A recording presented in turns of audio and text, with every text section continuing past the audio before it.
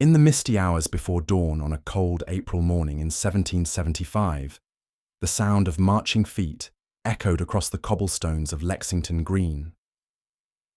The air was thick with tension and the scent of wood smoke from chimneys that had burned low through the night. Somewhere in the darkness, a bell tolled once, then fell silent, as if the very countryside held its breath. This was the moment when 13 disparate colonies would begin their transformation into something entirely new under the sun, a nation born not of ancient bloodlines or divine mandate, but of ideas as revolutionary as the musket shots that would soon shatter the morning calm. Let your mind drift back through the centuries as we settle into this long tale of rebellion and creation, of ordinary people who achieved extraordinary things. The story of the American Revolution begins not with that famous shot heard round the world, but decades earlier, in the quiet evolution of colonial life, where the seeds of independence took root in soil that seemed, at first glance, entirely loyal to the British Crown. As you allow yourself to relax into this journey through time, picture the vast Atlantic Ocean in the early 1600s, an expanse of grey-green water that separated two worlds. On one side lay the established order of Europe, with its ancient kingdoms, rigid social hierarchies, and centuries of tradition. On the other lay a wilderness that Europeans could barely imagine, populated by indigenous peoples whose complex societies stretched across a continent. Between these two worlds, small wooden ships carried dreamers, outcasts, religious dissidents, and fortune seekers to establish footholds along the eastern coast of what would become America. The first permanent English settlement at Jamestown in 1607 was a precarious thing, more concerned with survival than sovereignty. The colonists who huddled within its wooden palisade could scarcely have imagined that their descendants would one day declare independence from the very crown that had sponsored their voyage. Similarly, the Pilgrims who landed at Plymouth Rock in 1620 sought not to create a new nation, but to practice their faith in peace, far from the religious turmoil of their homeland. As the decades passed and you drift deeper into this story, these early settlements grew and multiplied. Virginia expanded beyond Jamestown's walls, its economy increasingly dependent on tobacco cultivation and the tragic institution of slavery that would cast a long shadow over American history. To the north, Massachusetts Bay Colony thrived under the guidance of Puritan leaders who believed they were creating a city upon a hill, a model Christian society that would inspire the world. Between these two poles, other colonies took shape. Maryland as a haven for Catholics, Pennsylvania as William Penn's holy experiment in religious tolerance. New York seized from the Dutch and transformed into an English possession. Each colony developed its own character, its own way of life, its own relationship with the mother country across the ocean. In the Chesapeake, great plantations arose along the rivers, their Georgian mansions speaking of wealth built on tobacco and human bondage. The planters who lived in these grand houses, men like the Washingtons, Jeffersons and Lees, considered themselves English gentlemen, even as the American soil beneath their feet was shaping them into something subtly different. Further north, in New England, a different society emerged. Here, small farms dotted the landscape between villages, built around meeting houses where Puritan congregations gathered to worship and govern themselves. The economy was more diverse: fishing, lumber, small manufacturing, and trade. And while slavery existed here too, it never became the foundation of society as it did in the South.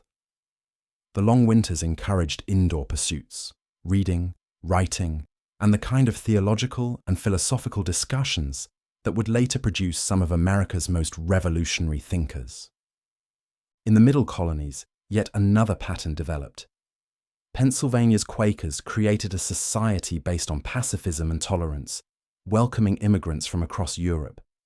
German settlers brought their skills in farming and crafts, creating prosperous communities in the interior.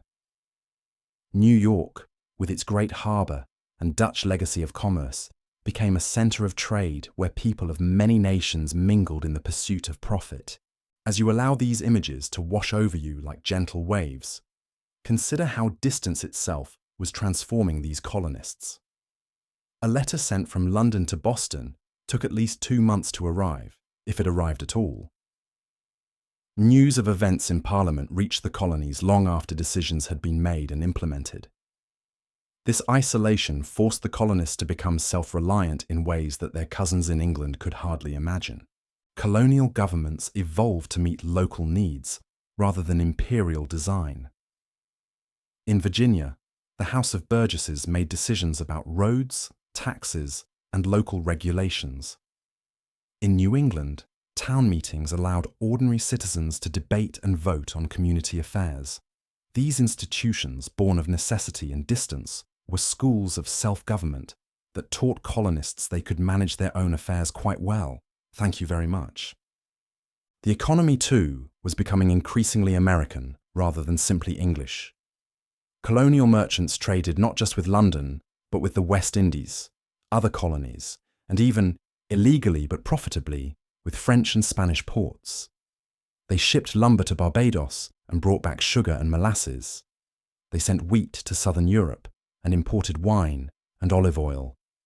This web of trade created interests that sometimes conflicted with British policy, though few colonists initially saw this as problematic. Religious life in the colonies also began to diverge from English patterns. The Great Awakening of the 1730s and 1740s swept through all the colonies like a spiritual wildfire.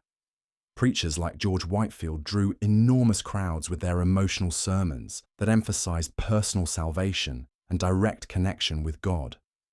This religious revival was profoundly democratic in spirit. It suggested that any person, regardless of birth or education, could experience divine grace and speak truth to power. The Great Awakening created new denominations, challenged established religious authorities, and fostered a spirit of questioning that extended beyond theology. If individuals could challenge religious hierarchy in their search for truth, why not political hierarchy as well? The revival also created bonds between colonists from different regions who shared similar religious experiences, helping to forge an American identity that transcended colonial boundaries. As the night continues and you settle deeper into this narrative, we turn to the events that would eventually shatter the peaceful relationship between Britain and her American colonies. The catalyst was war, specifically the conflict that Americans called the French and Indian War and Europeans knew as the 7 Years' War. This global struggle, which lasted from 1754 to 1763, would fundamentally alter the relationship between Britain and her colonies. The war began in the Ohio Valley, where both French and English colonists claimed the same territory. A young Virginia colonel named George Washington led an expedition to assert British claims, but his small force was defeated by the French at Fort Necessity in 1754. This minor skirmish in the American wilderness helped trigger a world war that would rage across 4 continents and reshape the global balance of power. As the conflict expanded, colonists found themselves fighting alongside British regulars against French forces and their Native American allies. The experience was eye-opening for both sides. British officers, accustomed to European warfare, were often appalled by the colonial style of fighting, irregular, practical, adapted to wilderness conditions. Colonial militia, in turn, were unimpressed by British rigidity and what they saw as aristocratic arrogance. The war's most famous early episode was General Edward Braddock's disastrous expedition against Fort Duquesne in 1755. Braddock, a veteran of European campaigns, insisted on fighting in formation despite warnings from colonial officers like Washington about the dangers of wilderness warfare. When French and Indian forces ambushed the expedition, Braddock's army was decimated. The general himself was mortally wounded, and Washington, though young and relatively inexperienced, helped organize the retreat that saved the remnants of the force. As you drift with the rhythm of this unfolding story, imagine the colonial experience during these war years. Families on the frontier lived in constant fear of raids. Young men marched away to distant battlefields, many never to return. Taxes increased to fund the war effort, and colonial assemblies were pressured to vote supplies for campaigns that seemed remote from local concerns. Yet the war also fostered a sense of American identity. Colonial troops from different regions served together, sharing hardships and stories. They discovered that a Massachusetts farmer and a Virginia planter, despite their different backgrounds, had more in common with each other than either had with a British aristocrat. The war created a generation of colonial officers, men like Washington, Daniel Morgan, and Nathanael Greene, who gained military experience that would prove invaluable in the years to come. The turning point of the war came in 1759 with the British victory at the Battle of the Plains of Abraham outside Quebec. General James Wolfe's triumph, though it cost him his life, effectively ended French power in North America. When the Treaty of Paris was signed in 1763, France ceded virtually all its North American territory to Britain. The immediate result was to make the 13 colonies much safer. No longer did they face the threat of French attack from the north and west. But this very success created new problems. With the French threat eliminated, colonists felt less dependent on British protection. Meanwhile, Britain faced enormous war debts and the challenge of governing a vastly expanded empire that now included not only the 13 colonies, but also Canada and Florida.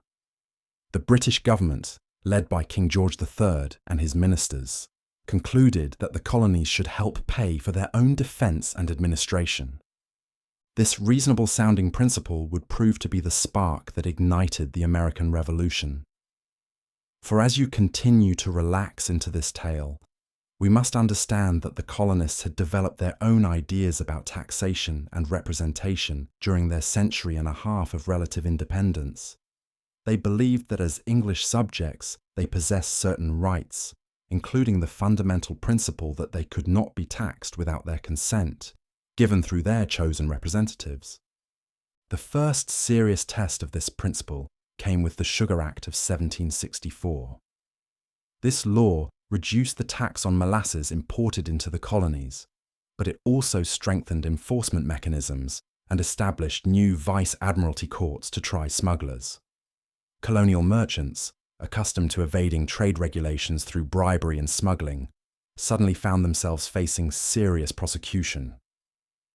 The act hit New England merchants particularly hard, since molasses was essential to their rum distilleries. But it was the Stamp Act of 1765 that truly aroused colonial opposition. This law required that all legal documents, newspapers, pamphlets, and even playing cards bear special stamps purchased from British agents. Unlike previous trade regulations, which colonists could sometimes evade, the Stamp Act touched everyone who conducted any sort of business or legal transaction. The colonial response was swift and coordinated in a way that surprised both the colonists themselves and British officials. In Virginia, a young lawyer named Patrick Henry introduced resolutions in the House of Burgesses declaring that only the colonial assembly had the right to tax Virginians. Though the most radical of Henry's resolutions were voted down, newspapers throughout the colonies reprinted them as if they had passed, spreading the message of resistance. In Massachusetts, Samuel Adams organized the Sons of Liberty, a secret organization dedicated to resisting British policies through both legal protest and direct action. Similar groups formed in other colonies, creating the first intercolonial resistance network. These organizations often included men from different social classes united by their opposition to British policy. Wealthy merchants worked alongside artisans and laborers in ways that would have been unusual in ordinary circumstances. The Stamp Act crisis also produced the first intercolonial Congress since the Albany Conference of 1754. In October 1765, delegates from 9 colonies met in New York to draft a unified response to British policy. The Stamp Act Congress, as it became known, declared that colonists possessed all the rights of Englishmen, including the right to be taxed only by their own representatives. As you allow these events to flow through your consciousness like a gentle stream, picture the streets of Boston, New York, Philadelphia, and Charleston during the autumn of 1765. Crowds gathered to hear speeches against the Stamp Act. Effigies of stamp distributors were hung from liberty trees and then burned in elaborate ceremonies. Mobs attacked the homes of royal officials, sometimes forcing them to flee for their lives. But the colonial resistance also took more sophisticated forms. Merchants agreed to boycott British goods until the Stamp Act was repealed, creating the first effective intercolonial economic pressure on the mother country. Colonial women played a crucial role in these boycotts, organising spinning clubs to produce homemade cloth and refusing to purchase imported luxury items. These activities politicised domestic life in unprecedented ways and gave women a meaningful role in the resistance movement. The boycotts worked. British merchants, facing significant losses in the American market, petitioned Parliament for repeal of the Stamp Act. In March 1766, Parliament complied, but simultaneously passed the Declaratory Act, asserting its right to legislate for the colonies in all cases whatsoever. Most colonists ignored this face-saving measure and celebrated the repeal with bonfires, parades, and toasts to the king. The celebration proved premature. In 1767, Chancellor of the Exchequer, Charles Townshend, introduced a new series of taxes on imports to the colonies, including tea, paper, glass, and paint.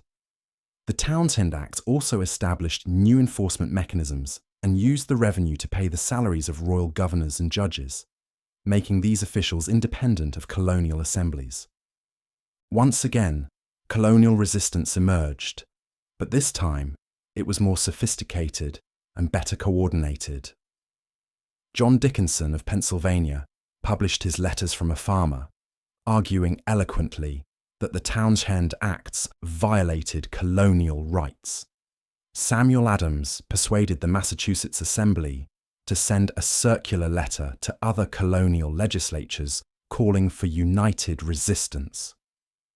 When the British government ordered the letter rescinded and threatened to dissolve assemblies that endorsed it, even moderate colonists were offended by this attack on their right to communicate with each other. The non-importation agreements that emerged in response to the Townshend Acts were more comprehensive than those that had opposed the Stamp Act. Colonial merchants agreed not to import British goods, and consumers pledged not to purchase them. Women again played a vital role, with many pledging to forego tea and other imported items. The Daughters of Liberty, as they came to be known, elevated domestic production to a patriotic duty. As the night deepens around you, and this story continues to unfold, we come to one of the most significant events in the growing crisis, the Boston Massacre of March 5, 1770. The presence of British troops in Boston had been a source of constant tension since 1768, when 4 regiments were stationed there to enforce the Townshend Acts. Soldiers and civilians clashed regularly over jobs, insults, and the simple fact of military occupation. On that cold March evening, a crowd gathered around a British sentry who had struck a young apprentice for insulting an officer. The crowd grew larger and more hostile, throwing snowballs, ice, and stones at the soldier. When other troops came to his aid, the situation escalated rapidly. In the confusion and fear, several soldiers fired into the crowd, killing 5 colonists and wounding others. The incident might have remained a local tragedy, but Samuel Adams and other radical leaders recognized its propaganda value. Paul Revere produced an engraving showing British soldiers firing into a peaceful crowd, while Adams organized an annual commemoration of what he called the Boston Massacre. The deaths of Crispus Attucks, Samuel Gray, James Caldwell, Samuel Maverick, and Patrick Carr became powerful symbols of British tyranny. Yet the aftermath of the Boston Massacre also demonstrated that many colonists still hoped for reconciliation with Britain. John Adams, Samuel's cousin and a rising lawyer, agreed to defend the British soldiers in court, arguing that they deserved a fair trial regardless of popular opinion. His successful defense, which resulted in acquittal for most of the soldiers, showed that colonial justice could rise above passion, a principle that would become fundamental to American legal tradition. Partly in response to colonial pressure and partly due to economic factors, Parliament repealed most of the Townshend Acts in April 1770, retaining only the tax on tea as a symbol of its authority. This partial repeal led to a period of relative calm that some historians call the quiet period of the pre-revolutionary era. Trade resumed, and many colonists hoped that the crisis had passed. But beneath the surface, the quiet period saw important developments that would shape the coming revolution. Correspondence networks, established during the Stamp Act and Townshend Act crises, continued to operate. Colonial leaders like Samuel Adams, Patrick Henry, and Richard Henry Lee maintained contact, sharing information and coordinating strategy. These networks created a sense of intercolonial solidarity that had never existed before. The quiet period also saw the emergence of committees of correspondence, first in Massachusetts and then throughout the colonies. These local organizations gathered information about British policies, shared news with similar committees in other towns and colonies, and coordinated resistance activities. By 1773, a web of correspondence committees linked communities from New Hampshire to Georgia, creating an effective communication system that operated outside official channels. As you continue to drift with this narrative, like a leaf carried by a gentle current, the apparent calm was shattered by the Tea Act of 1773. This law, designed to help the financially troubled British East India Company, gave the company a monopoly on tea sales in the colonies, while maintaining the existing tax. The act threatened to put colonial tea merchants out of business, while reinforcing the principle of taxation without representation. Colonial response was immediate and dramatic. In Charleston, tea was stored in warehouses and eventually sold by the state. In New York and Philadelphia, mass meetings forced tea ships to return to England without unloading. But it was in Boston that the most famous act of resistance occurred. On the evening of December 16th, 1773, approximately 50 men disguised as Mohawk Indians boarded 3 tea ships in Boston Harbor and dumped 342 chests of tea into the water. The Boston Tea Party, as it came to be known, was carefully planned and executed. The Indians worked quietly and efficiently, taking care not to damage the ships or harm the crews. When they finished, they swept the decks clean and replaced a padlock that had been broken. Samuel Adams, widely believed to have organized the Tea Party, called it the most magnificent movement of all. But British authorities viewed it as an act of rebellion that could not go unpunished. Parliament responded with a series of laws that colonists called the Intolerable Acts, though they were officially known as the Coercive Acts. The first of these laws, the Boston Port Act, closed Boston Harbor until the tea was paid for. The Massachusetts Government Act altered the colony's charter, giving the royal governor unprecedented power and limiting town meetings. The Administration of Justice Act allowed royal officials accused of crimes to be tried in England rather than in colonial courts. A new Quartering Act required colonists to house British soldiers in their homes if necessary. The Intolerable Acts, rather than isolating Massachusetts, aroused sympathy throughout the colonies. If Parliament could alter Massachusetts' charter at will, what prevented it from doing the same to other colonies? If it could close Boston Harbor, could it not close New York or Philadelphia? The acts seemed to confirm colonial fears that Britain intended to reduce them to a state of absolute dependence. Virginia's House of Burgesses declared a day of fasting and prayer in sympathy with Boston. When the royal governor dissolved the assembly for this act of solidarity, the burgesses met in a tavern and called for a continental congress to coordinate colonial response. Similar calls came from other colonies, and by summer 1774, plans were underway for the first Continental Congress to meet in Philadelphia that autumn. As you let your mind wander through these pivotal months of 1774, imagine the delegates gathering in Carpenter's Hall in Philadelphia that September. They came from 12 colonies. Georgia did not participate, and represented a remarkable cross-section of colonial leadership. There were wealthy planters like George Washington and conservative lawyers like John Dickinson, alongside radicals like Samuel Adams and his younger cousin John. The First Continental Congress faced the fundamental question of how to respond to British policies without breaking completely with the mother country.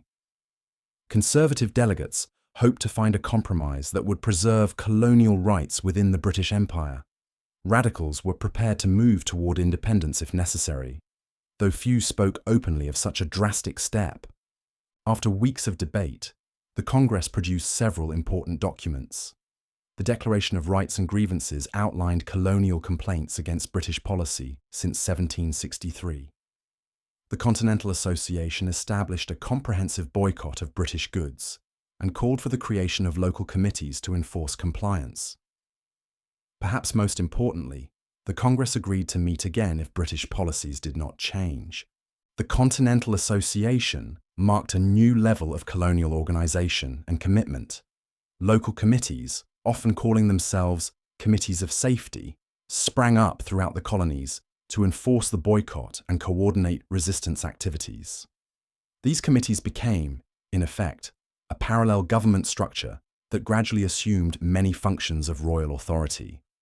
As 1774 turned to 1775, both sides began preparing for a conflict that many now saw as inevitable.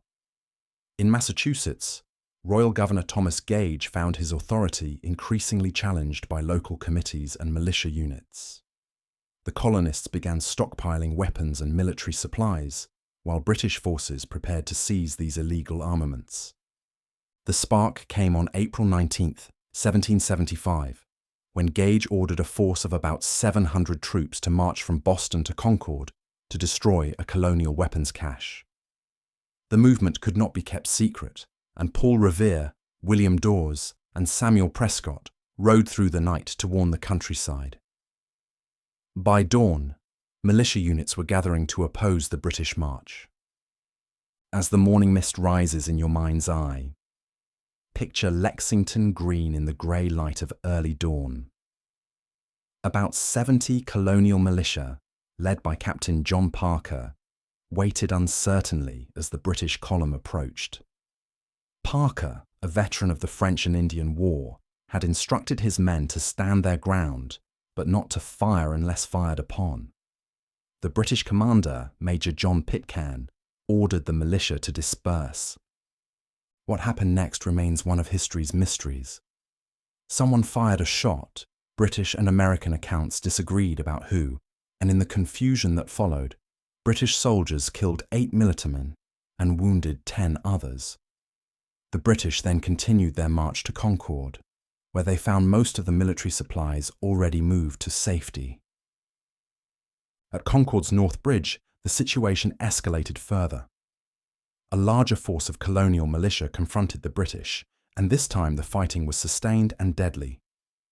Ralph Waldo Emerson would later immortalize this moment as the shot heard around the world, the beginning of the American Revolution. The British retreat from Concord became a nightmare of constant skirmishing. Colonial militia, using tactics learned in the French and Indian War, fired from behind walls, trees, and buildings, then melted away before the British could respond. By the time the exhausted British column reached the safety of Boston, it had suffered 273 casualties, compared to 93 for the colonists. News of Lexington and Concord spread rapidly through the colonies, carried by the same correspondence networks that had coordinated resistance for the past decade. Militia units throughout New England began marching toward Boston, and within days, a substantial colonial army, had surrounded the city. The armed conflict that colonial leaders had long feared and British officials had long threatened had finally begun. As you allow these dramatic events to wash over you like waves against a distant shore, the Second Continental Congress convened in Philadelphia on May 10, 1775. Unlike its predecessor, this Congress faced the immediate reality of war. British and colonial forces were already engaged in armed conflict, and decisions could no longer be postponed. The Congress faced an impossible situation. Few delegates were ready to declare independence, yet they were already at war with Britain. They needed to create an army, appoint commanders, raise money, and coordinate military strategy, all while maintaining the fiction that they were loyal British subjects seeking redress of grievances.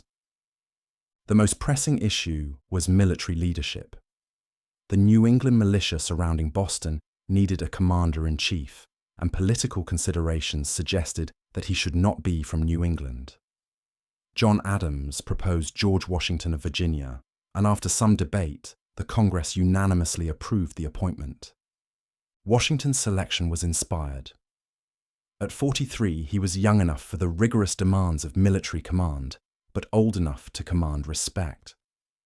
His service in the French and Indian War had given him military experience, while his plantation ownership and membership in Virginia's elite made him acceptable to Southern delegates.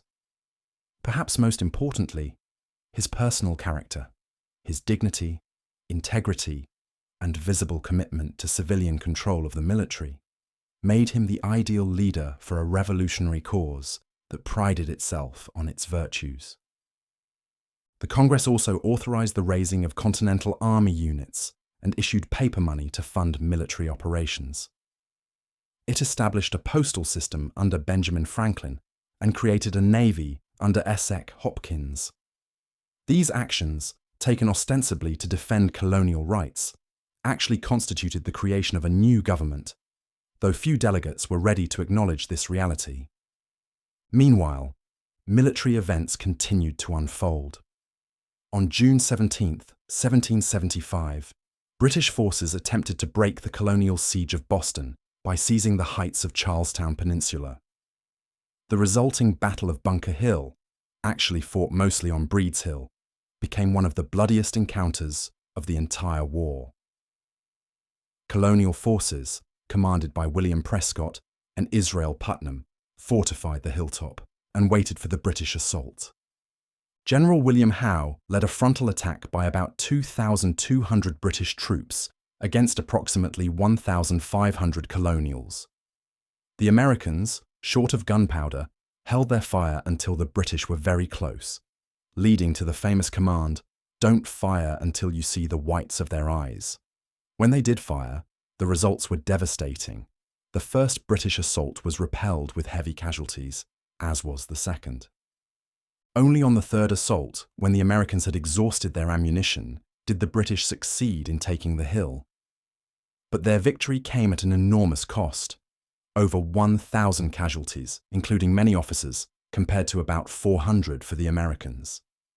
General Henry Clinton observed that a few more such victories would have shortly put an end to British dominion in America.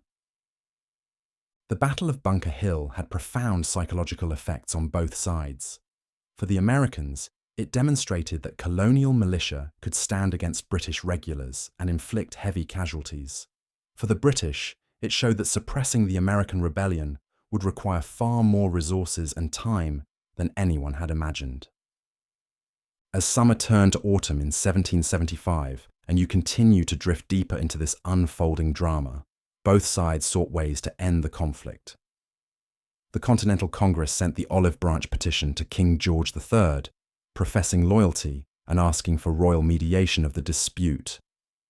But the same Congress also issued a declaration of the causes and necessity of taking up arms, justifying armed resistance to British policies.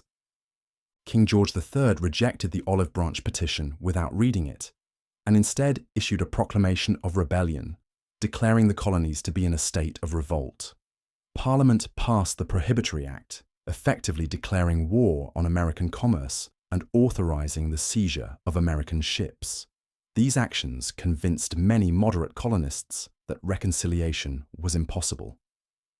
The war expanded beyond New England as both sides sought to gain strategic advantages. Benedict Arnold led an expedition through the Maine wilderness to attack Quebec, hoping to bring Canada into the rebellion. Though the attack failed and Arnold was wounded, the expedition demonstrated American willingness to carry the war to British territory. In the South, Royal Governor Lord Dunmore of Virginia issued a proclamation offering freedom to slaves who joined British forces. This action, intended to weaken the rebellious planters, instead drove many moderate Virginians into the revolutionary camp. The specter of a slave rebellion terrified Southern whites and convinced them that they had no choice but to support independence. As 1775 turned to 1776, the momentum toward independence became unstoppable. Thomas Paine's pamphlet, Common Sense, published in January 1776, crystallized arguments for independence in language that ordinary colonists could understand. Paine ridiculed the idea of monarchy and hereditary aristocracy, arguing that America had the opportunity to create a new form of government based on popular consent. Common Sense became an immediate bestseller, selling over 100,000 copies in its first 3 months, and eventually reaching virtually every literate American. Paine's clear, direct prose made complex political arguments accessible to common people, while his passionate rhetoric inspired readers to embrace the revolutionary cause. As you allow yourself to sink deeper into the rhythm of this remarkable story, picture the delegates to the Continental Congress in the spring of 1776, wrestling with the most momentous decision in American history. By May, several colonies had instructed their delegates to vote for independence, while others continued to hope for reconciliation. Richard Henry Lee of Virginia introduced the decisive resolution on June 7, 1776, that these united colonies are, and of right ought to be, free and independent states. The Congress postponed voting on Lee's resolution to allow time for further debate and consultation with home constituencies, but it appointed a committee to draft a declaration of independence in case the resolution passed. The committee consisted of 5 men: John Adams of Massachusetts, Benjamin Franklin of Pennsylvania, Thomas Jefferson of Virginia, Robert Livingston of New York, and Roger Sherman of Connecticut. Though Adams was initially expected to write the draft, he persuaded the committee to give the task to Jefferson, arguing that the Virginian was a better writer and that a Southerner should author a document that needed broad support. Jefferson, just 33 years old, worked alone in his rented rooms on Market Street in Philadelphia, crafting what would become one of history's most influential documents. Drawing on Enlightenment philosophy, English legal tradition, and his own experiences as a colonial legislator, Jefferson created a document that was both a justification for revolution and a blueprint for human rights. The Declaration of Independence, as adopted by Congress on July 4, 1776, began with perhaps the most famous words in American history. "We hold these truths to be self-evident, that all men are created equal, that they are endowed by their Creator with certain unalienable rights, that among these are life, liberty, and the pursuit of happiness." These words, radical for their time, established principles that would inspire democratic movements around the world. But the Declaration was more than a philosophical statement. It was also a legal document that formally severed ties between the colonies and Britain. It listed specific grievances against King George III, accused him of tyranny, and declared that the colonies had exhausted all peaceful means of resolving their disputes. By declaring independence, the colonists transformed themselves from rebels against lawful authority into patriots defending their new nation. As the summer of 1776 deepened, and you drift with the currents of this epic tale, the newly declared United States faced the enormous challenge of winning independence through force of arms. The Continental Army under Washington had succeeded in forcing the British to evacuate Boston in March 1776. But this victory proved to be the high point of American fortunes for many months to come. The British, recognizing that suppressing the American rebellion would require a major effort, assembled the largest expeditionary force in their history. General William Howe commanded an army of over 30,000 troops, including British regulars, German mercenaries, called Hessians by the Americans, and Loyalist militia. This force was supported by a powerful fleet under Admiral Richard Howe, the general's brother. Washington, meanwhile, commanded a continental army that existed more on paper than in reality. His forces were a mixture of continental regulars enlisted for longer terms, militia called up for short periods, and volunteers who came and went as they pleased. The army was chronically short of supplies, weapons, and money, and its effectiveness varied greatly depending on circumstances. The first major test came in the summer of 1776, when the British landed on Staten Island and prepared to attack New York City. Washington, against the advice of several subordinates, attempted to defend the city despite its obvious vulnerability. The result was a series of defeats that nearly destroyed the Continental Army. At the Battle of Long Island on August 27, 1776, Howe's forces outflanked and defeated Washington's army, inflicting heavy casualties and capturing over 1,000 Americans. Only a skillful nighttime evacuation across the East River, aided by fog and the seamanship of Massachusetts fishermen, saved the Continental Army from complete destruction. Washington was forced to abandon New York City and retreat across New Jersey, with British forces in pursuit. The Continental Army, which had numbered about 20,000 men in the summer, dwindled to fewer than 3,000 by December, as enlistments expired and soldiers deserted. The cause of independence appeared to be collapsing just months after the Declaration had been signed. Thomas Paine, who had enlisted as a volunteer in the Continental Army, captured the mood of this dark period in his pamphlet, The Crisis, which began with the immortal words, "These are the times that try men's souls. The summer soldier and the sunshine patriot will, in this crisis, shrink from the service of their country. But he that stands by it now deserves the love and thanks of man and woman." Washington recognized that his army could not survive much longer without a victory to restore morale and encourage enlistments.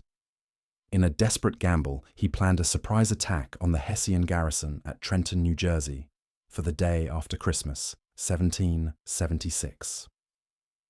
The plan required crossing the ice-filled Delaware River in winter conditions and marching 9 miles through snow and sleet to reach the target. As you allow the drama of this moment to unfold in your consciousness like a slowly blooming flower, picture that famous Christmas night crossing. Emanuel Leutzer's later painting captured the mythic quality of the moment, though it took considerable artistic license with historical details. The reality was less romantic, but more heroic. Nearly 2,400 men crossed the treacherous river in small boats, while ice floes threatened to crush the craft, and freezing rain made every movement an ordeal. The attack on Trenton succeeded brilliantly. The Hessians, recovering from their Christmas celebration and not expecting an attack in such weather, were caught completely by surprise. In less than 2 hours, Washington's forces killed or wounded over 100 enemy soldiers and captured nearly 900 more, along with valuable supplies and equipment. American casualties were minimal, only 4 men wounded, including future President James Monroe. The victory at Trenton, followed by another success at Princeton a week later, transformed the strategic situation.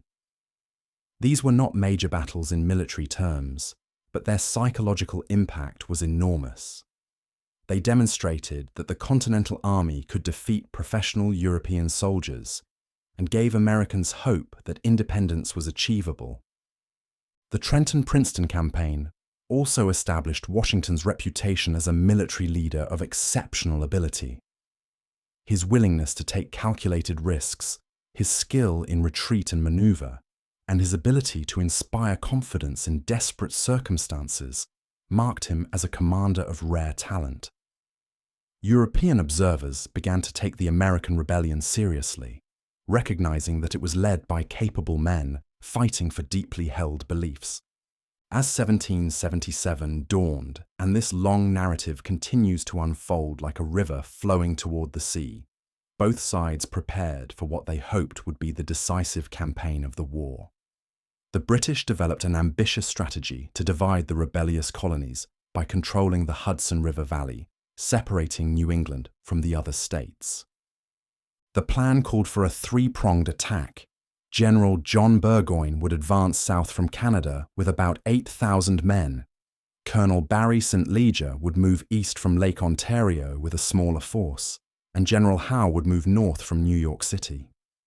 If successful, this strategy would isolate New England, where the rebellion had begun and remained strongest. But the plan suffered from poor coordination and communication. Howe, instead of moving north to support Burgoyne, decided to attack Philadelphia, hoping to capture the rebel capital and destroy Washington's army. This decision, made without consulting Burgoyne or London, doomed the Northern campaign before it began. Burgoyne's invasion began promisingly in June 1777. His forces quickly recaptured Fort Ticonderoga, which the Americans had held since early in the war. But as Burgoyne pushed deeper into the wilderness of northern New York, his situation became increasingly difficult. His army was burdened with heavy equipment and a large baggage train that included not only military supplies, but also the personal effects of officers who had brought their families and servants along, as if on a pleasure excursion. The American response was coordinated by General Horatio Gates, who had replaced the unpopular Philip Schuyler as commander of the Northern Department. Gates assembled a force of Continental regulars and militia that eventually numbered over 15,000 men.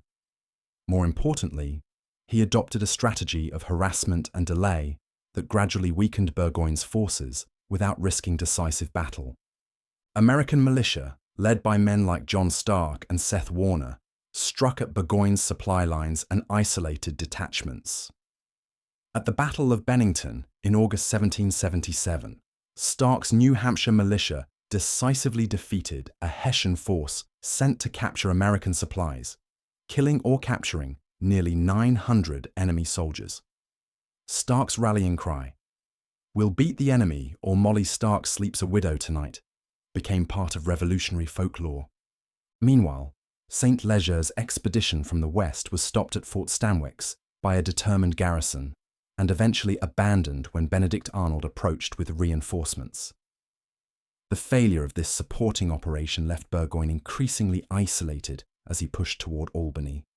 As you drift deeper into the autumn of 1777, picture the forests of eastern New York ablaze with fall colors as two armies maneuvered for position near the village of Saratoga.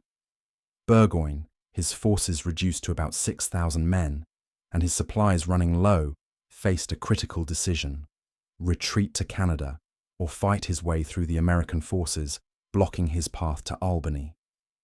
The First Battle of Saratoga, fought at Freeman's Farm on September 19, 1777, was a tactical victory for the British, but a strategic defeat. Burgoyne's forces held the field, but they suffered heavy casualties they could not afford to lose. The American army, commanded by Gates but with Daniel Morgan's riflemen, and Benedict Arnold's division playing crucial roles, demonstrated that they could stand against European regulars in open battle. Arnold emerged as the hero of Freeman's Farm, leading repeated charges against British positions with a courage that bordered on recklessness. His aggressive tactics contrasted sharply with Gates's more cautious approach, creating tension between the two commanders that would have important consequences. The Second Battle of Saratoga, fought at Bemis Heights on October 7th, proved decisive. Burgoyne, desperate to break through American lines, launched a reconnaissance in force that turned into a major engagement. Once again, Arnold played a crucial role, leading attacks that broke British resistance and forced Burgoyne to retreat to defensive positions. Surrounded and outnumbered, with his supplies exhausted and no hope of relief, Burgoyne began negotiations for surrender. The Convention of Saratoga, signed on October 17, 1777, allowed British forces to return to Europe on condition that they not serve again in the American War. In practice, the Continental Congress later repudiated this agreement, keeping the captured troops in America for the duration of the war. The victory at Saratoga transformed the American Revolution from a colonial rebellion into a global conflict. France, which had been secretly supporting the Americans with supplies and weapons since early in the war, now agreed to formal alliance. The Franco-American Alliance, signed in February 1778, brought French naval power, financial resources, and military expertise to the American cause. As the night continues, its gentle embrace, and you sink deeper into this epic tale, the entry of France into the war fundamentally altered British strategy. No longer could Britain focus exclusively on suppressing the American rebellion. It now faced the prospect of global war with its traditional enemy and rival. The impact of French involvement was immediate and significant. French naval squadrons began operating in American waters, threatening British communications and supply lines. French loans and subsidies helped finance American military operations, while French military advisors and volunteer officers brought European expertise to the Continental Army. Perhaps most importantly, the French alliance gave the American cause international legitimacy. Other European powers, while not formally allying with the Americans, began to view the conflict as a legitimate war between sovereign nations rather than a rebellion against lawful authority. Spain eventually joined the war against Britain, and the Dutch Republic, though neutral, provided financial support to the Americans. The global nature of the conflict forced Britain to defend its interests in the West Indies, India, and the Mediterranean, spreading its forces thin and reducing the resources available for the American war. This strategic dispersion would prove crucial in the war's final phase. Meanwhile, the war in America was evolving into a new phase, characterized by different tactics and geography. After the failure of Burgoyne's invasion, the British largely abandoned their efforts to control the northern states and focused on the south, where they believed loyalist sentiment was stronger. The British strategy for the south was based on the assumption that a substantial portion of the population remained loyal to the crown and would support royal forces once they established control. This belief proved to be both partially correct and strategically fatal. While significant loyalist sentiment did exist in the south, it was often matched by equally strong patriot feeling, leading to a vicious civil war that brutalized the region. The British Southern Campaign began with the capture of Savannah, Georgia in December 1778. General Sir Henry Clinton, who had replaced Howe as Commander-in-Chief, established a base there and began the gradual conquest of the state. The campaign initially went well, with British forces restoring royal government and raising loyalist militia units. Encouraged by success in Georgia, Clinton launched a major expedition against Charleston, South Carolina, in early 1780. The siege of Charleston, which lasted from February to May 1780, resulted in the worst American defeat of the entire war. General Benjamin Lincoln, commanding the city's defenses, was forced to surrender his entire army of over 5,000 men, along with the city's substantial military stores. The fall of Charleston seemed to open the entire South to British conquest. Lord Cornwallis, Clinton's subordinate, established control over most of South Carolina and began preparing for the invasion of North Carolina. Loyalist units were organized throughout the region, and many patriots fled or submitted to British authority. But the British success in the South proved to be less complete than it appeared. The harsh policies of some British commanders, particularly Lieutenant Colonel Banastre Tarleton, alienated many potential loyalists and drove moderate colonists into the Patriot camp. Tarleton's reputation for giving no quarter to defeated enemies earned him the nickname Bloody Tarleton and made him one of the most hated figures in the South. The brutality of the Southern campaign was epitomized by the Battle of Waxhaws in May 1780, where Tarleton's cavalry allegedly continued to attack American forces that were attempting to surrender. Whether or not the Waxhaws massacre actually occurred as reported, the belief that it did created a cycle of retaliation that made the Southern War particularly vicious. As you allow yourself to be carried along by the rhythm of these events, like leaves floating on a quiet stream, the American response to British success in the South took the form of guerrilla warfare led by men who became legends in their own time. Francis Marion, the Swamp Fox, operated from the swamps and forests of South Carolina, striking at British supply lines and disappearing before enemy forces could respond. Thomas Sumter, the Gamecock, led partisan bands that harassed British forces and Loyalist militia throughout the South Carolina backcountry. Andrew Pickens coordinated Patriot activities in western South Carolina, while in North Carolina, leaders like William Richardson Davie organized resistance behind British lines. These partisan leaders were not professional soldiers, but planters, merchants, and farmers who had taken up arms to defend their homes and communities. Their knowledge of local terrain and their ability to blend into the civilian population made them extremely effective guerrilla fighters. More importantly, their success demonstrated that the British could not establish lasting control over the South without enormous resources and constant vigilance. The Continental Congress, recognizing the crisis in the South, appointed Horatio Gates to command the Southern Department.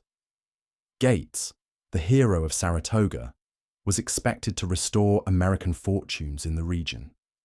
But at the Battle of Camden in August 1780, Gates suffered a humiliating defeat that virtually destroyed his army and ended his military career. The disaster at Camden left the South seemingly at British mercy, but it also marked the beginning of the war's final phase. The Continental Congress, after much debate, appointed Nathaniel Greene to replace Gates as commander of the Southern Department. Greene, a Rhode Island Quaker who had become one of Washington's most trusted subordinates, brought a new strategy to the Southern War. Greene recognized that he could not defeat Cornwallis in conventional battle, but he could make British occupation of the South so costly and difficult that it would become unsustainable. He divided his small army, sending Daniel Morgan with a mobile force to operate in the South Carolina backcountry, while he maintained a larger force in North Carolina to threaten British communications.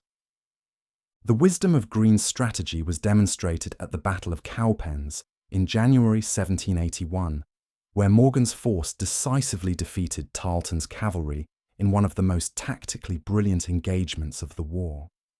Morgan used his militiamen as bait, allowing them to fire and retreat, while his Continental regulars delivered the decisive blow.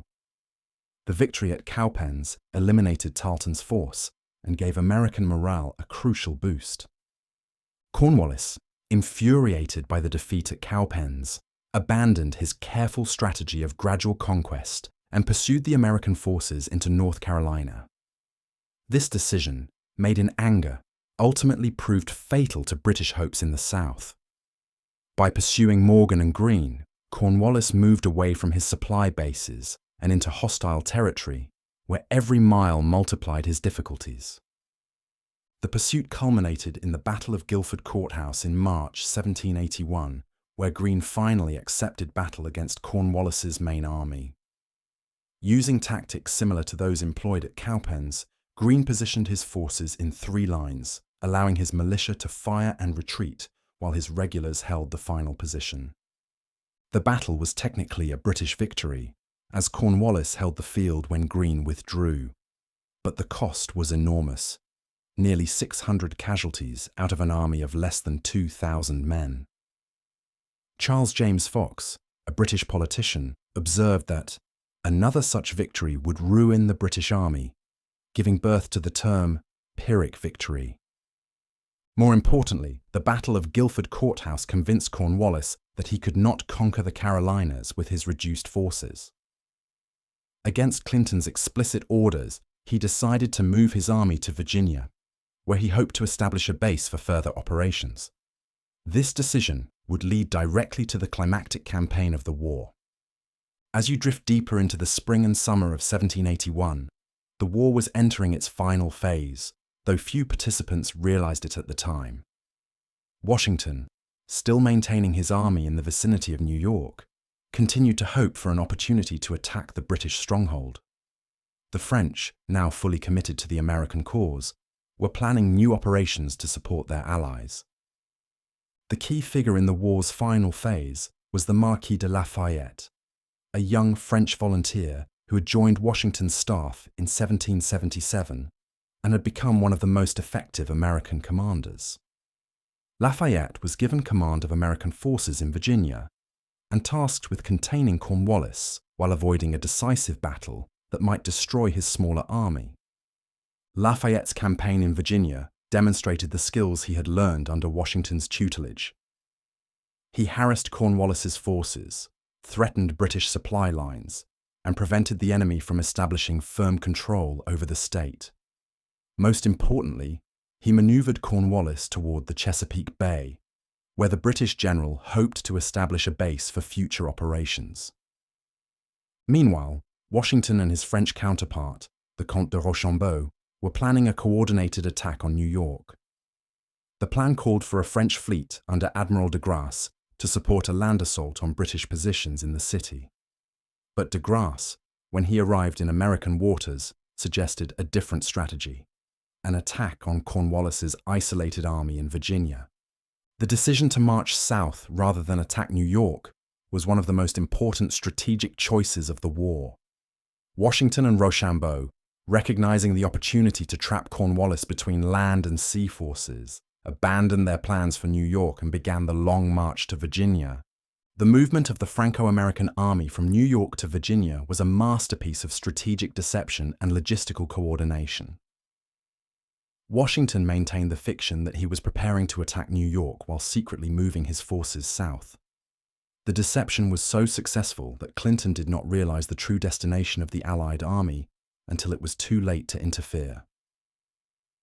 As you allow yourself to be drawn into the final act of this revolutionary drama, picture the armies converging on the small tobacco port of Yorktown in 1897, early autumn 1781.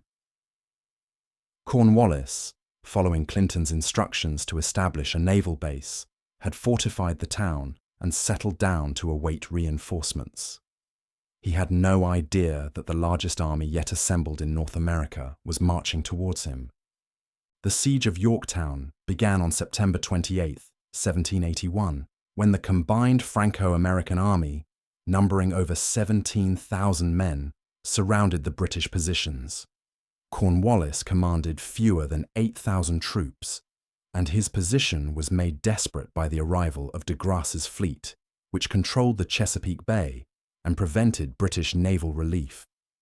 The siege followed the classic patterns of European warfare, with parallel trenches, artillery bombardments, and gradual approaches toward the enemy fortifications. Washington, recognizing the symbolic importance of the moment, personally fired the first shot from the American batteries. The bombardment continued day and night, gradually reducing British resistance. The most dramatic moment of the siege came on October 14th, when American and French forces launched simultaneous attacks on two British redoubts that anchored the outer defences. Alexander Hamilton, Washington's former aide-de-camp, led the American assault with conspicuous bravery, while French forces under the Baron de Viomenil captured their objective with equal success. With his outer defences breached and his situation hopeless, Cornwallis attempted a desperate escape across the York River, but a storm scattered his boats, and he was forced to return to Yorktown. On October 17, 1781, exactly 4 years after Burgoyne's surrender at Saratoga, Cornwallis sent a drummer boy to beat the call for a parley. The surrender ceremony took place on October 19, 1781, in a field between the opposing armies. Cornwallis, claiming illness, sent his deputy, General Charles O'Hara, to surrender his sword. O'Hara first attempted to surrender to Rochambeau, but the French general directed him to Washington. Washington, in turn, indicated that his own deputy, General Benjamin Lincoln, should receive the sword since Lincoln had been forced to surrender at Charleston. As the British Army marched out to lay down their arms, their band played "The World Turned Upside Down," a tune that seemed to capture the revolutionary nature of what had just occurred. A colonial rebellion had defeated the world's most powerful empire and established a new form of government based on popular sovereignty and individual rights. The victory at Yorktown effectively ended the American Revolution, though fighting continued in other theatres and peace negotiations would take nearly 2 more years. The news of Cornwallis's surrender reached London in late November 1781, and Prime Minister Lord North reportedly exclaimed, "Oh God, it is all over." King George III wanted to continue the war, but Parliament and the British people had lost their will to fight. Peace negotiations began in Paris in 1782, with American commissioners John Adams, Benjamin Franklin, and John Jay representing the new nation.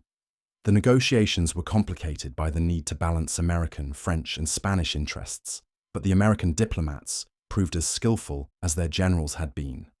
The Treaty of Paris, signed on September 3, 1783, formally ended the war and recognized American independence. Britain agreed to withdraw all its forces from American territory and to recognize the United States as a sovereign nation with boundaries extending from the Atlantic Ocean to the Mississippi River and from the Great Lakes to Spanish Florida. As you drift with the gentle current of this concluding narrative, the immediate aftermath of the war brought both celebration and uncertainty. Americans had achieved their independence, but they now faced the challenge of creating a stable government and a prosperous society.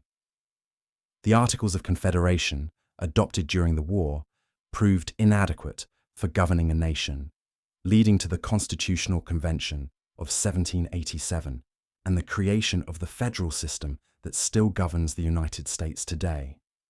The Revolution's impact extended far beyond the political realm. The war had destroyed the old colonial social order and created new opportunities for advancement based on merit rather than birth. The revolutionary ideals of equality and individual rights, though imperfectly realized, established principles that would inspire future generations of Americans and people around the world. The economic consequences of the revolution were profound but mixed. The destruction of the British imperial system disrupted established trade patterns and forced Americans to develop new markets and industries. The war had been enormously expensive, creating debts that would influence American politics for decades. But independence also freed American commerce from British restrictions and opened new opportunities for growth and expansion. The social impact of the revolution was equally significant. The war had challenged traditional hierarchies and created new concepts of citizenship and individual rights. Women, who had played crucial roles in the resistance movement and the war effort, began to articulate demands for greater legal and political rights. The revolutionary rhetoric of equality and natural rights also inspired some Americans to question the institution of slavery, leading to gradual emancipation in the northern states. For African Americans, the revolution was a complex and often contradictory experience. Some, like Crispus Attucks, became symbols of the struggle for freedom. Others, responding to British promises of emancipation, fought for the crown. The war disrupted the slave system and created opportunities for some enslaved people to achieve freedom. But it also led to the entrenchment of slavery in the southern states. Native Americans, caught between competing European powers and the expanding American settlements, generally suffered as a result of the revolution. Many tribes had allied with the British, hoping to limit American expansion westward. The American victory meant that these allies lost their protector and faced an aggressive new nation determined to expand across the continent. The Revolution's intellectual legacy was perhaps its most enduring contribution to world history. The Declaration of Independence, with its assertion that governments derive their just powers from the consent of the governed, became a model for democratic movements worldwide.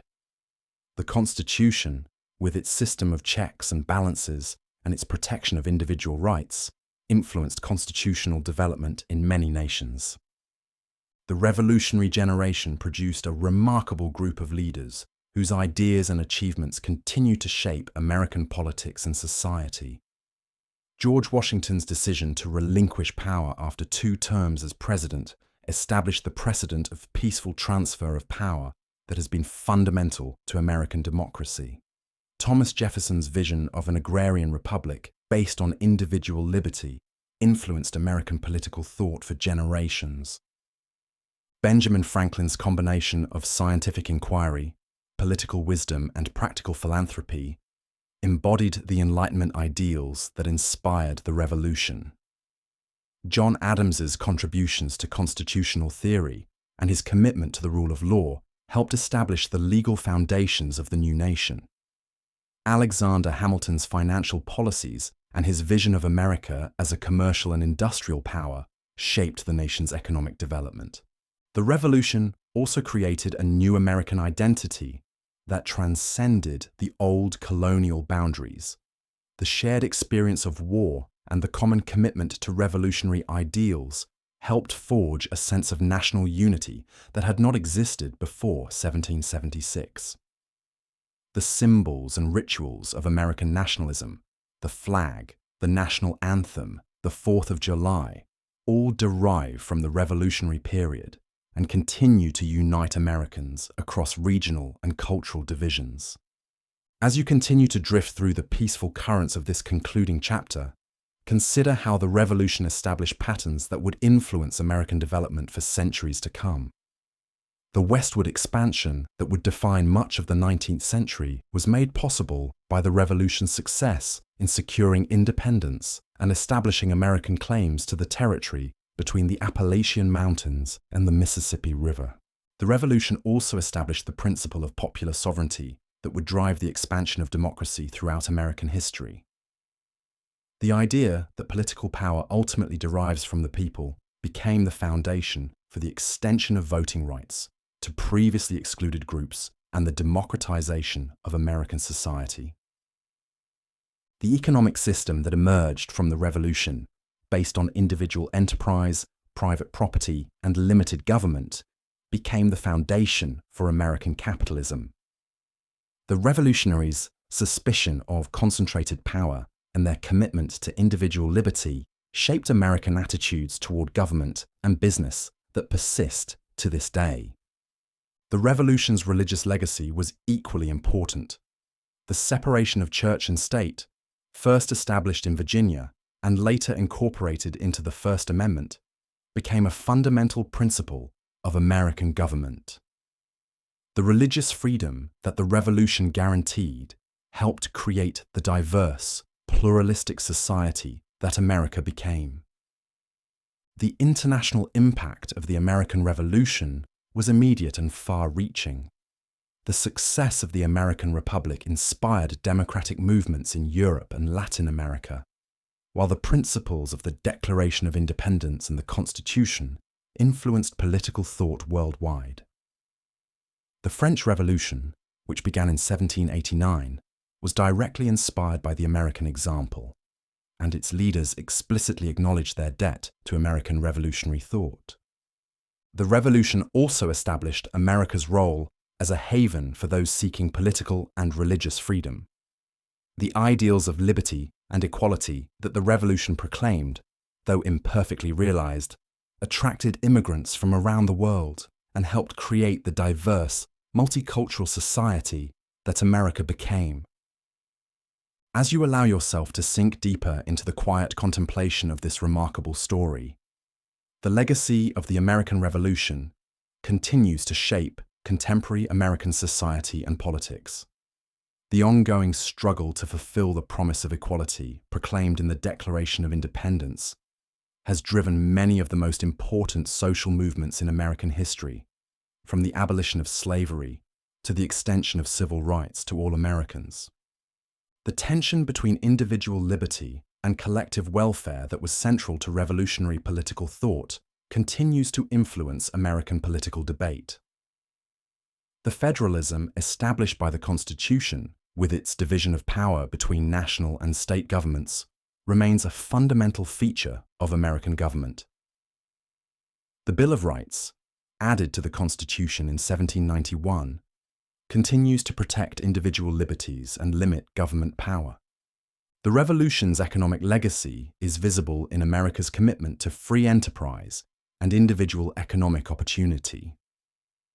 The revolutionaries' belief that economic freedom was essential to political freedom became a cornerstone of American economic policy. The westward expansion that the Revolution made possible created the vast internal market that fueled American economic growth in the 19th century. The Revolution's social legacy is evident in America's commitment to social mobility and individual advancement. The revolutionary ideal that individuals should be judged by their merits rather than their birth became a fundamental principle of American society. The educational system that the revolutionaries established to create informed citizens became the foundation for American public education. The Revolution's cultural legacy is visible in American literature, art, and popular culture. The stories of revolutionary heroes like Washington, Jefferson, and Franklin became part of American mythology, while the ideals of freedom and equality that they proclaimed became central themes in American culture. The Revolution created a distinctly American cultural identity that celebrated individual achievement, democratic values, and the possibility of human progress. The international legacy of the American Revolution continues to influence world affairs. The principle of self-determination that the Revolution established has inspired independence movements around the world. The democratic ideals that the Revolution proclaimed have become the foundation for international human rights law. The Constitution that emerged from the Revolution has served as a model for democratic governments worldwide. As you drift deeper into the final movements of this extraordinary tale, let your mind wander through the quiet streets of Philadelphia, where the Continental Congress met, or along the misty shores of the Delaware River, where Washington's army crossed on that fateful Christmas night. Picture the rolling hills of Yorktown, where the decisive battle was fought, or the chambers in Paris where the peace treaty was signed. The American Revolution was more than a war for independence. It was a transformation of human consciousness that established new possibilities for human freedom and dignity. The ideas that inspired the revolution, that governments should serve the people rather than the other way around, that individuals possess inherent rights that no government can legitimately violate, that people of different backgrounds can live together in peace and prosperity. These ideas continue to inspire people around the world. The revolution created a nation dedicated to the proposition that all people are created equal and endowed with certain unalienable rights. Though the full realization of this proposition has taken centuries and is still ongoing, the revolutionary commitment to human equality and individual freedom established the moral foundation for continuing progress toward a more just and inclusive society. The men and women who made the American Revolution were not perfect, and the society they created fell short of their highest ideals. But they established principles and institutions that made continued progress possible.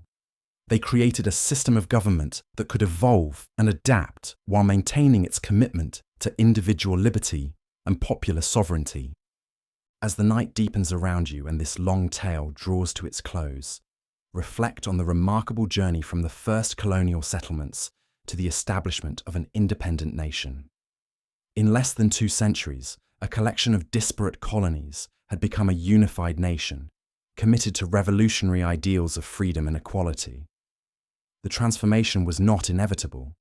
It required the courage, wisdom, and sacrifice of countless individuals who chose to risk everything for the chance to create something new. The revolution's final legacy may be its demonstration that ordinary people when united by common ideals and purposes, can achieve extraordinary things. The farmers who stood on Lexington Green, the merchants who organized boycotts, the women who spun cloth and managed households, the soldiers who endured the hardships of Valley Forge, the diplomats who negotiated in European capitals, all contributed to a transformation that changed the course of human history. This transformation continues today as each generation of Americans struggles to fulfill the promise of the Revolution. The work of creating a more perfect union, of ensuring liberty and justice for all, of forming a society that honors the dignity and worth of every individual. This work is never finished. It is the continuing revolution that each generation must undertake anew. As you drift into peaceful sleep, carried by the gentle currents of this epic story, remember that you are part of this continuing American Revolution. The ideals that inspired the founders, liberty, equality, justice, and the pursuit of happiness, are not museum pieces, but living principles that continue to shape the American experience. The revolution that began in the 1760s and 1770s continues today in the ongoing effort to create a society worthy of the founders' highest hopes and dreams. The story of the American Revolution is ultimately a story of human possibility, of what people can achieve when they dare to imagine a better world and have the courage to work for its creation. It is a story that belongs not just to Americans, but to all people who believe in the possibility of human freedom and dignity.